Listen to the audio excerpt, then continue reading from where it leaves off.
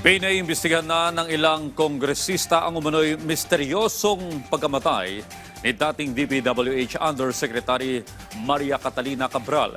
Ito'y sa ilalim ng inihain nilang House Resolution No. 606 ayon kay House Senior Deputy Minority Leader Edgar Erice na siyang nanguna sa paghahain ng resolusyon. Nag-aalala sila sa nangyari. Kailangan na niyang manaig ang katotohanan dito dahil malaking bagay ito sa investigasyon sa flood control scandal. Sabi ng iba pang may akda ng resolusyon, hudyat na rin ang nangyari na dapat bigyan ng proteksyon ng gobyerno lahat ng personalidad na may koneksyon sa issue ng flood control.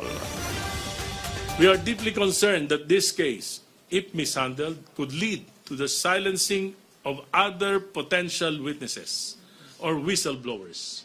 This inquiry is also a call to action to immediately secure testimonies, place witnesses under protection, and prevent any further loss of life or truth.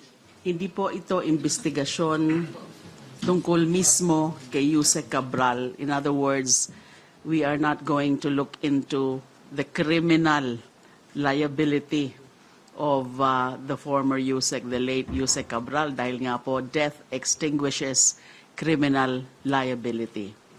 Kaya lang po, maraming teorya ang lumalabas kung ano ang tunay na nangyari sa kanya.